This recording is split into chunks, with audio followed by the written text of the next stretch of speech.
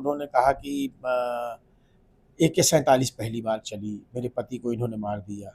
मेरे ऊपर तो एक केवल यही मुकदमा लगाया गया, मेरे परिवार के ऊपर। उसके अलावा न उसके पहले कोई मुकदमा, न बाद में मुकदमा, और उस परिवार के ऊपर सैकड़ों मुकदमे। तो बिजमा यादव जी स्वतः 4-5 मुकदमे हैं। जवाहर यादव जो मारे गए उनके ऊपर 14-15 मुकदमे थे। सुलाखी यादव जो उनके भाई हम लोगों के मतलब मेन रपट पुलिंदा जिसको कहते हैं, उनके ऊपर 18-20 मुकदमे थे। और लोचन यादव जो अभी भी हैं बिजमा जी के भाई, उनके ऊपर तो 45-46 मुकदमे हैं। अगर हमने इस घटना को किया होता तो 96 से लेकर के, और मैं हाजिर हुआ हूँ 2014 जनवरी में, इस अंतराल में इन्होंने हमारे ऊपर अटैक किया होता या इन्होंने हमको मारने की कोशिश की होती। ये शरीफ लोग तो है नहीं। विधानसभा में विधायक पूजा पाल ने जब यह कहा कि उनके साथ जो अन्याय हुआ था, उत्पीड़न हुआ था, उनके मांग का सिंदूर उजड़ा था, जो आरोपी थे उनको मुख्यमंत्री योगी आदित्यनाथ ने मिट्टी में मिला दिया, मेरे साथ न्याय किया। अब बात यहीं पर समाप्त हो जाती, लेकिन मामला बिगड़ता चला गया। समाजवादी पार्टी ने जहां निष्कासन कर दिया, वहीं समाजवादी पार्टी के एक विधायक ने कहा कि मेरे साथ भी अन्याय हो गया, मुख्यमंत्री जी मेरे साथ भी न्याय करिए। सवाल हुआ, उसका जवाब, क्रिया प्रतिक्रिया आई, और मामला यहाँ तक पहुँच गया कि सीधे तौर पर कह दिया गया कि AK-47 लेने कर हमला करने वाला व्यक्ति कैसे सच्चरित हो सकता है, कैसे उसको छोड़ा जा सकता है, यह गलत है। इसका जवाब भी दिया गया। सोशल मीडिया पर ट्रेंड हो रहा है, लगातार वीडियो चल रहे हैं, लेकिन हकीकत क्या है कि लोग जानना चाहते हैं कि वास्तविकता क्या है, सच्चाई क्या है, और इन जो आरोप प्रत्यारोप का दौर है उसमें हकीकत में असली बात क्या है। आज इसी की तहकीकात करने के लिए हम यहाँ आए हुए हैं। हमारे सामने साथ मौजूद हैं उदयभान कलवरिया जी। और आपको एक और बात बता दें कि अब उदयभान कलवरिया जी अपने को पूर्णमय ही नहीं मानते, जैसे शिव के साथ जुड़ी हुई नीलम उदयभान कलवरिया, तो ये पूर्णता अब होती है। तो बात हम सिर्फ यही करेंगे कि पढ़ाई थी, परिवार में सबसे होनहार छात्र के रूप में आपको नहीं, लड़के के रूप में आपको माना जाता था। इंटर में बहुत अच्छे नंबर आए थे, आपको इंजीनियरिंग करने के लिए IERT प्रयागराज का जो संस्था था, जिसको पहले प्रिंटिंग कॉलेज के या इस तरह से था, तो आप इंजीनियर की डिग्री हासिल किए। तो इस दिशा में कैसे आ गए राजनीति में? देखिए, जब मैं इंजीनियरिंग करके वापसी हुई मेरी, तो जनवरी में मेरे पिताजी का एक्सीडेंट हो गया।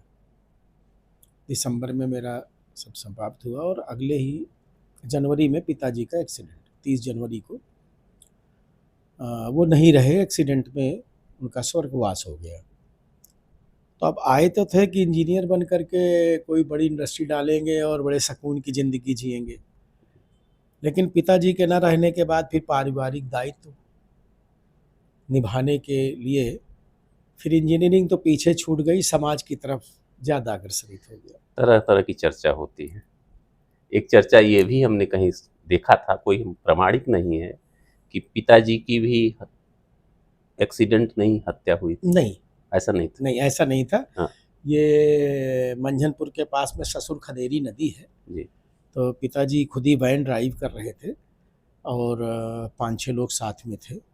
और क्योंकि पिताजी की हाइट अच्छी थी तो मारुति वैन में जो बगल में दरवाजे के ऐसे ऊंचा वाला रहता है, वो उनके यहाँ पे लग गया था और केवल इतना हिस्सा उनका काला पड़ गया था, ब्रेन हैमरेज हो गया था। अगर ये फट गया होता हिस्सा, ब्लड बाहर आ जाता तो शायद वो बच जाते। और वो कहा गया था कि आपका गई। जॉब भी फिक्स थी, आप अपना व्यवसाय भी करना चाहते थे, लेकिन टर्निंग पॉइंट वहीं आ गया। देखिए, पिताजी ने बरगढ़ इंडस्ट्रियल एरिया घोषित था, वहाँ ज़मीन ले लिया था कि कोई इंडस्ट्री डालेगा, लेकिन उसके पहले 2 साल 3 साल कहीं नौकरी करके और अपने को मांझना था। जी जी, तो आपके वो भी लिए पूरा खुला पूरा खुला मैदान काम करने के लिए कि जब तक इधर इंडस्ट्री सेटअप करेंगे तब तक 2-3 साल नौकरी करके उसका एक्सपीरियंस हो जाएगा और ऐसे आगे बढ़ेंगे। बड़े भाई भी थे, छोटे भाई भी थे। हाँ, बीच में आप थे जी। और आपको ये उम्मीद दी गई थी कि पूरा दारोमदार था कि एक होनहार युवा बच्चा है तो ये आगे जाके बढ़ेगा। फिर जब आप राजनीति में आए तो सबसे पहले आप किसके संपर्क में आए? देखिए, मैं भाजपा में तो आया माननीय कलराज मिश्रा जी के अध्यक्षी काल में, जी। और उस समय भाजपा की सरकार नहीं थी। कलराज मिश्रा जी ने मुझसे पहला प्रश्न यही पूछा था कि सरकार तो है नहीं, आके भाजपा में क्या तुम्हें मिलेगा? तो मैंने कहा मेरे दिमाग से भाजपा अच्छी लगती है जी। और इसलिए मैं भाजपा के साथ समाज के हित में काम करना चाहता हूँ। तो पहले तो मैं कलराज जी के साथ में आया भाजपा, उन्होंने मुझे ज्वाइन कराई। जी। फिर डॉक्टर मुरली मनोहर जोशी जी के सानिध्य में मैंने आगे बढ़ करके काम किया। जोशी जी ने आपको संयोजक बनाया था जी 2002 के विधानसभा चुनाव में 12 से। नहीं, 2002 में तो मैं चुनाव लड़ा था। मुझे लोग उन्होंने कहते हैं कि विधान पहले आप संयोजक बन के गए उनके थे, लोकसभा में संयोजक बना संयोजक था। थे, हाँ, उसके बाद अचानक से आपको टिकट मिल गया। हाँ जी। हाँ? और यहीं से शुरुआत हो गई राजनीति में आपके आने की। नहीं, शुरुआत उसके पहले हो गई थी। आपको कौशाम्बी से बैंक, नहीं, इलाहाबाद कौशाम्बी जिला उस समय बैंक के हिसाब हाँ, से हाँ, एक था, तो आप अध्यक्ष तो बने मैं थे जिला पहले। सहकारी बैंक का हाँ, अध्यक्ष 97 में बना था। 97 96 के लास्ट या हाँ। 97 में और बना। कौशाम्बी क्षेत्र से ये पहला अध्यक्ष था कोई, तब कौशाम्बी था नहीं, हाँ, तब लेकिन कौशाम्बी थे। क्षेत्रीय रूप से हाँ, अगर देखें तो क्षेत्रीय रूप पहले। से देखें तो जी। राजनीति करते रहे, जनसेवा, सामाजिक सरोकार से जुड़े रहे, लेकिन कहीं से भी कोई भी आपराधिक गतिविधि में तो आप संलिप्त नहीं कभी थे। नहीं। ये हाँ। जो मुकदमा मेरे ऊपर राजनीतिक तौर से मुलायम सिंह यादव जी ने दर्ज कराया था जवाहर यादव की हत्या का, इसके अतिरिक्त मेरे ऊपर न कोई मुकदमा, उसके पहले न आज तक, केवल और केवल एक यही राजनीतिक षड्यंत्र के शिकार का मैं मुकदमा है मेरे ऊपर। AK-47 चला लेते हैं क्या आप? अगर चला लेता तो और मैं वहाँ रहता, एक चीज़ आप मुझे बताओ, मैं बड़ा खुल के आज बात करता हूँ आपसे। जी, हम खुल के ही बात करने आए। मेरा पूरा परिवार उसमें फंसाया गया है। हम जी। तीनों भाई, भाई, चाचा भी? हमारे ताऊ जी और हमारे फूफा जी के लड़के 5। जो एफआईआर इन्होंने कराई वो एक तो रात के 1:30 बजे कराई मुलायम सिंह जी के दबाव में। 7 बजे की घटना थी। हमारा पूरा परिवार वहाँ दिखाते हैं कि हमारा परिवार प्लस 4-5 अन्य ये लोग मारने में थे, और उनका वो पूरा परिवार वहाँ मौजूद था।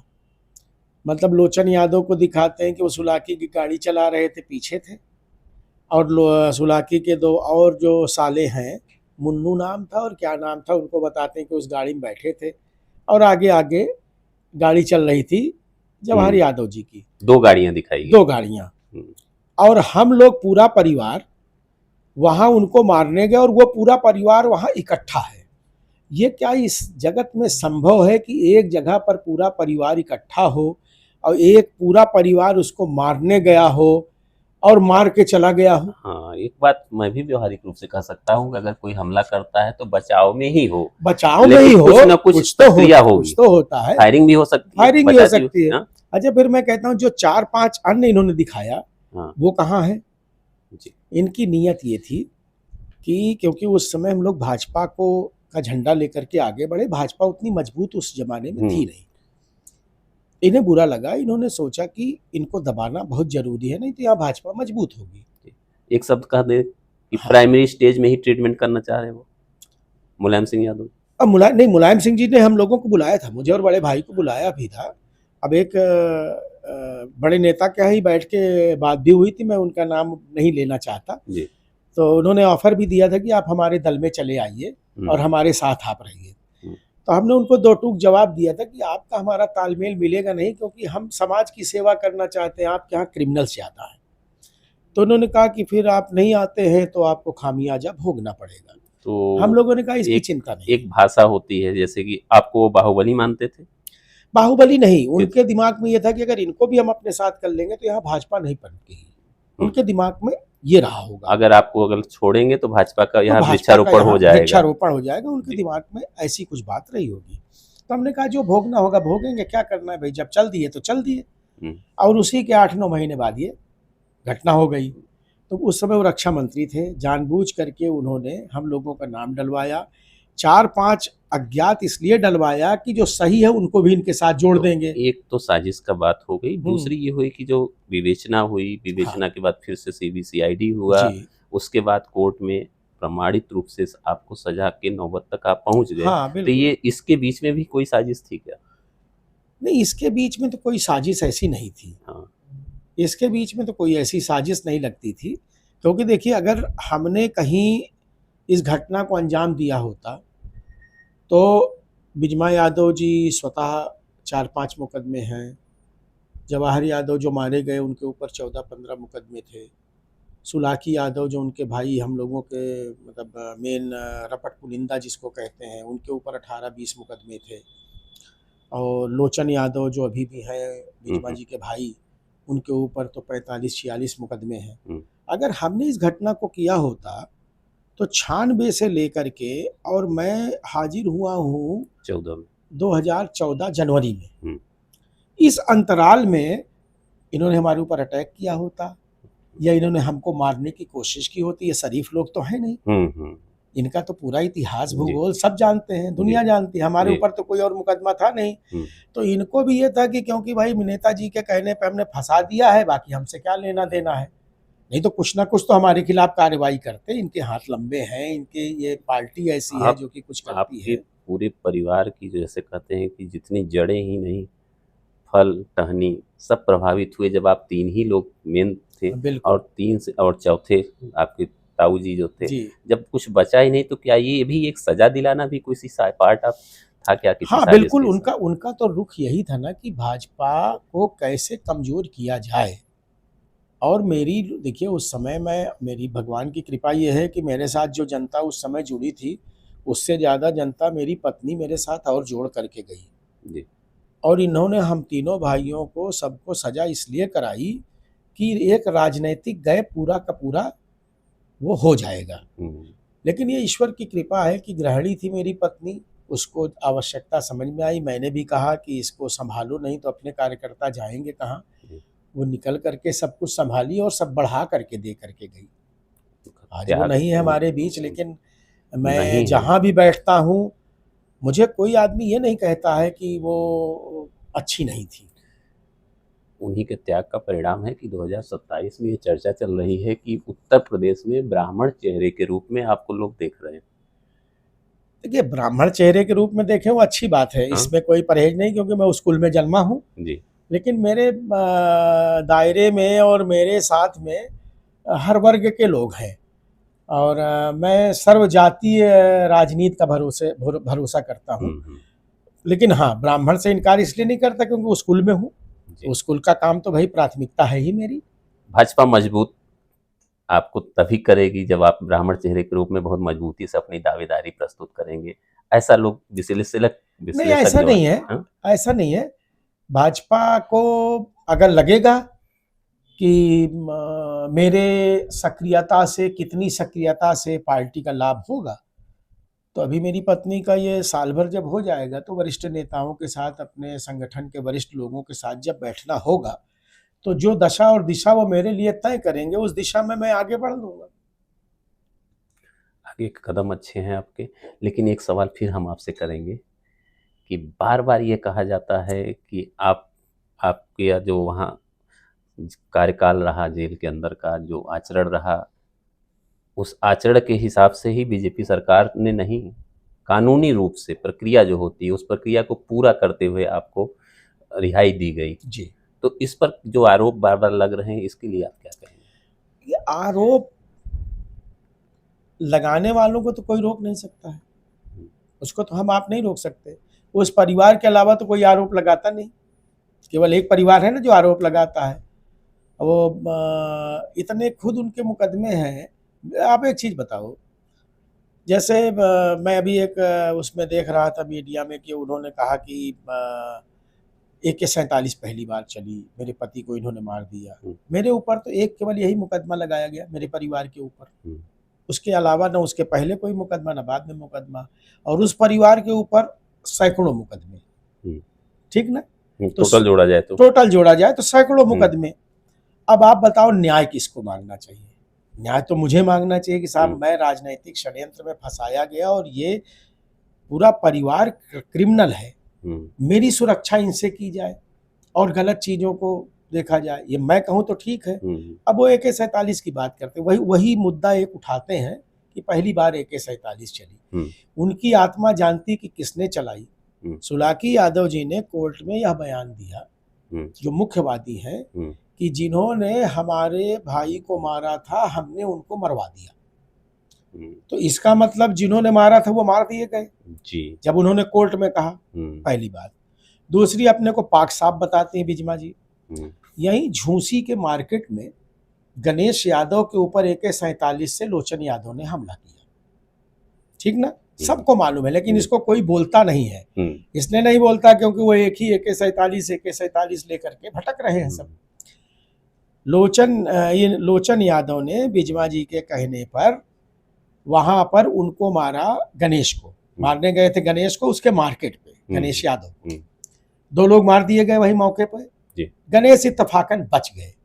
बिजमा यादव जी के खिलाफ, लोचन यादव जी के खिलाफ AK-47 से हमला कर 2 लोगों को मारने का मुकदमा दर्ज हुआ। गणेश बच गए। गणेश ने खुद मुकदमा दर्ज कराया। AK-47 का मुकदमा लिखा पढ़ी में लिखा पढ़ी में झूसी रिकॉर्ड है कि AK-47 इनके हाथ में थी, लिखा पढ़ी में, और AK-47 की गोली से वो मारे गए। ये PM रिपोर्ट में, PM रिपोर्ट में है, ये थाना झूसी में मुकदमा दर्ज है। लेकिन उसके बाद हुआ क्या, ये लोग गए जेल, ठीक। अब दोनों क्योंकि सजातीय थे, तो इनके आका लोग जो ऊपर की कुर्सियों में बैठे थे, उन्होंने कहा ये तो यादव का मामला हो गया, इसको शांत करना जरूरी है, नहीं तो हम करवरिया लोगों के सामने ढीले हो जाएंगे। तो इन लोगों ने बैठ करके उनका दोनों का समझौता करा दिया। अब यहाँ AK-47 बीच में नहीं है, बीच में नहीं आई AK-47। इन्होंने कोर्ट में एफिडेविट दिला दिया उनसे कि हमारी कोई दुश्मनी नहीं, हम इसको खत्म करते हैं, ठीक। भाई आपने कोर्ट में कह के खत्म कर दिया बयान, वो तो अलग बात है, लेकिन AK-47 जो चली, जो उसकी कार्टेज मिली, जो उससे दो आदमी मारे गए, वो तो आप नहीं हटा सकते, उसको तो आप नहीं भुला सकते। एक सवाल हम आपसे और करेंगे, ये तो आपने जो खुलासा किया ये बड़ी बात है, लेकिन एक और भी है कि अगर कृष्णानंद राय की हत्या हुई AK-47, राजूपाल भला की उनके ऊपर तो ऐसा कोई प्रमाण नहीं आया, लेकिन सवाल ये होता है कि 2 हत्याएं, एक बसपा के विधायक, एक भाजपा के विधायक, ये सपा के कार्यकाल में हुआ। हाँ, सपा के ही कार्यकाल में हुआ। तो अगर हम लॉ एंड ऑर्डर की बात करें तो जिसका मुख्यमंत्री, जिसकी सरकार, उसकी सरकार में विधायक की हत्या हो जाए तो ये कुछ अच्छा समझेंगे इस तरह? देखिए, उसमें तो ये पूर्व विधायक थे। हाँ, जवाहर, उस समय लोग कहते हैं ना विधायक मारा गया, पूर्व विधायक थे। राष्ट्रपति शासन था, ये पूर्व विधायक थे। दूसरा एक चीज मुझे बताओ आप, जिसके ऊपर 14-15 मुकदमे 302 के, 307 के अपहरण के दर्ज हों, उसकी दुश्मनी कहाँ कहाँ होगी और कहाँ कहाँ उसने पंगा ले रखा होगा। हमारा तो कोई विवाद ही नहीं था, हम तो बलि के बकरा बना दिए गए। और वो जो FIR में इन्होंने 4-5 अन्य लिखाया गया था, उसको आज तक किसी ने ढूंढा नहीं, ना किसी ने खोजा। क्यों? क्योंकि इनका काम तो बन गया था कि करवरिया लोग फंस गए, कह दिया कि उनको मैंने मरवा दिया है, तब उनको ये ढूंढने कहाँ जाएंगे। भाई सुलाकी ने तो कोर्ट में बयान दिया ना कि मैंने मरवा दिया है उनको, तो असली मुलजिमों को तो मरवा दिया। अब राजनीतिक मुलजिमों को फंसाए टहला रहे हैं। एक सवाल मेरा और आपसे है कि फिर से आप एक बार राजनीतिक रूप से आपके परिवार का, आपका और युवा आपके परिवार के जो बच्चे हैं उनका राजनीतिक का उभर रहा है, जैसा मैंने आपको कहा, तो क्या ये भी तो नहीं हो सकता है कि कुछ लोगों ने फिर से इस मामले को इसीलिए उछाल दे दिया? नहीं, इसको तो इसलिए उछाला ही इन्होंने कि पूजा पाल ने इनकी पोल खोल दी। जो इनका पीडीए का फंडा चल रहा था, चिल्ला रहे थे, तो पूजा पाल ने इनकी पोल खोल दी। अब ये उस डैमेज कंट्रोल को करने के लिए करें क्या जी? ये लोग बिजमा जी ने जो उनका चल रहा है रील, वो 6-7 महीना पहले के विधानसभा के भाषण जी, उसको सपा वाले अब नए तरीके से डाल रहे हैं अपने पीडीए को कंट्रोल करने के लिए। लेकिन एक चीज मुझे बताओ, आप लोग पत्रकार हैं, पीडीए में यादव के अलावा है कौन? यादव के अलावा ये अखिलेश ने आज तक लाभ किसको दिया? किसको लाभ? आप बताओ ना। नहीं, एकदम तो जो अन्य पिछड़ी जातियां हैं वो तो इनके भ्रम को जानती हैं, और जो बची कुची इनकी पोल थी वो पूजा पाल जी ने खोल दिया। तब इनको घबराहट ये है कि अन्य जातियां हमसे जो थोड़ा बहुत आने की कोशिश हम ला रहे थे वो भी भाग जाएंगी, भाजपा फिर से मजबूत हो जाएगी। तो ये सगुफा लेकर के आए हैं जो कि फुस है, ये बम इनका फुस से गुब्बारा की हवा निकल गई है।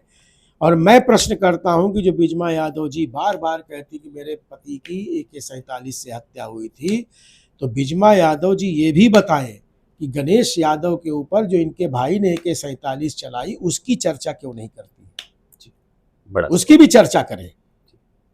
चले, तो ये हमें लगता है कि अगर आने वाला समय में कोई चुनावी मंच आएगा तो ये सवाल वहां भी पूछा हाँ, जाएगा। बिल्कुल पूछा जाएगा, हाँ? बिल्कुल पूछा जाएगा और तो पूछा जाना भी चाहिए। बिल्कुल। और मैं तो कहता हूँ कि आप लोग एक दिन ऐसा करो कि सारे पत्रकार इकट्ठा होइए, उनको ही बैठाइए, मुझको ही बैठाइए। ये संभव नहीं है। नहीं संभव है। जी जी। फिलहाल उदयभान कलवरिया जी ने सीधे से तौर पर कहा कि बिजमा यादव अगर बार बार ये कह रही हैं कि उनके साथ अन्याय हुआ, AK-47 चली, तो उनके द्वारा, उनके भाई के द्वारा भी AK-47 लेकर गणेश यादव जैसे हत्या करने की कोशिश की गई थी। लेकिन अब मामला भले समझौते पर हो, लेकिन सवाल यही है कि AK-47 कहाँ था, यह भी जांच होनी चाहिए। और अपने पर लगे आरोपों पर उन्होंने एक सिरे से यह बात कही कि सब कुछ राजनीतिक साजिश का हिस्सा था। एक बार से फिर PDA निशाने पर है। विधानसभा में पूजा पाल ने उनकी कलई जिसे कहते हैं कि उनकी वह हकीकत खोल दी, तो उसको भी छिपाने के लिए अब बिजमा यादव के नाम का सहारा लेकर बिजमा यादव के द्वारा यह बात फैलाई जा रही है कि किसी भी तरह से ये डैमेज जो है कंट्रोल हो जाए, लेकिन इससे कुछ भी हासिल नहीं होगा, यह कहना है उदयभान कलवरिया का। इतना ही नहीं, उन्होंने ये भी कहा कि आने वाले जो चुनावी मंच होंगे, जनता के सामने इन सवालों को वह स्वयं रखेंगे, उनके लोग रखेंगे और बीजेपी के अन्य लोगों को और समाज के अन्य लोगों को भी यह सवाल पूछना चाहिए। Shivpujan Singh, NBT online, Prayagraj, Uttar Pradesh.